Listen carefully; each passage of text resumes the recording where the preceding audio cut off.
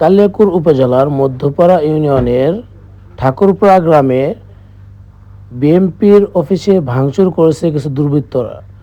অফিসে ভাঙচুরের সময় তুষার আহমেদ বাধা দিলে তুষারকে এবং তার ভাগিনাকে গুরুতরভাবে মেরে আঘাত করে দুর্বৃত্তরা। ভুক্তভোগীর বক্তব্য অনুযায়ী যারা ভাঙচুর করেছে তারা আওয়ামী লীগের লোক। তুষার ইমরান, মধ্যপাড়া ইউনিয়ন জিয়ামত সেক্রেটারি। কালকে 7:30টার দিকে আপনার আমাদের ঠাকুরপাড়া গ্রামের পথচারীর একটা মোটরসাইকেল নিয়ে ঝামেলা হয়েছিল। হওয়ার পরে আমরা যাই ওটা বলছি যে ঝগড়াঝাটি দরকার নেই, চলে যাও। তারা কী করলো, মানে আমারে বুঝাইলো যে না আমি হয়তো তার উপরে বিচার করছি, এরকম মনে হইল, যেমন রাগ দেখাইলো। সে আমার লগে একটা মানে ঠিক আছে দেখার আছে পুরো চলে গেল।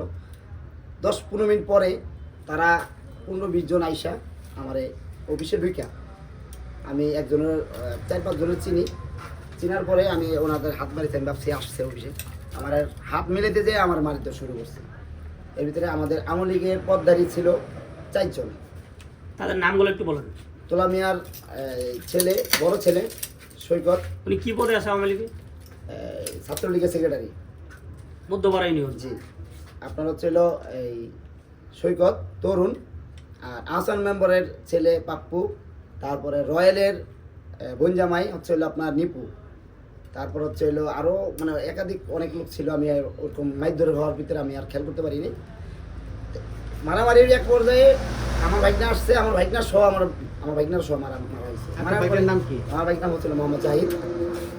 আমি এখান থেকে বের হইয়া ওই আমার পাশের যে দোকান, ওই দোকানের পর্যন্ত গেছি। ওই জায়গাতেও মারামারি হয়েছে, ওই দোকানদারও অনেক ভাঙচুর হয়েছে।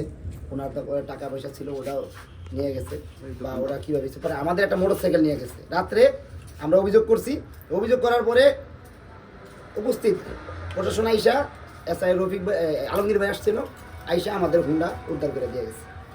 এ পর্যন্ত এখনো কোনো আসামি ধরা হয় নাই। থানায় অভিযোগ করা হয়েছে? জি, থানায় অভিযোগ করা হয়েছে। আর যাদের নাম আপনি বললেন তাদের তো স্পষ্ট, তাদেরকে দেখছেন? অস্পষ্ট কোনো কথা না।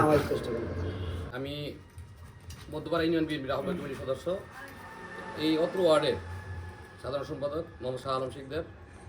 আমি এখানে ঘটনাস্থলে ছিলাম না, কিন্তু আমি অনেক লোকজন যারা যারা ছিল তাদের কাছে যে শুনে আমার কাছে মনে হয়েছে যে স্বৈরাচারের আমলে যেই ঘটনাগুলো ঘটছে প্রত্যক্ষভাবে যে লোকজনরা দেখছে তার চেয়ে বেশি সিনেমার স্টাইলে এসে আমাদের বিএনপির নেতৃবৃন্দ মানে নেতাকর্মী যেমন সাধারণ সম্পাদক তুষার, তার ভাগিনা আর কেউ ছেলেপেলের উপরে যে অত্যাচারটা করা হয়েছে, এটা আমি প্রশাসনের কাছে মানে মাননীয় এমপি মহোদয়ের কাছে, আমাদের সারা বাংলাদেশের বিএনপি নেতাকর্মীর কাছে আমার একটাই অনুরোধ, এখনও যদি আমরা অত্যাচারিত হই আমরা কবে বিচার পাবো, এই দাবি রেখেই আমি আমার কথা শেষ করলাম। আসসালামু আলাইকুম। মারামারির এক পর্যায়ে এই দোকানেও ভাঙচুর করে দুর্বৃত্তরা এবং এই দোকান থেকে 1,17,000 টাকা লুট করে নেয় দোকানদারের বক্তব্য।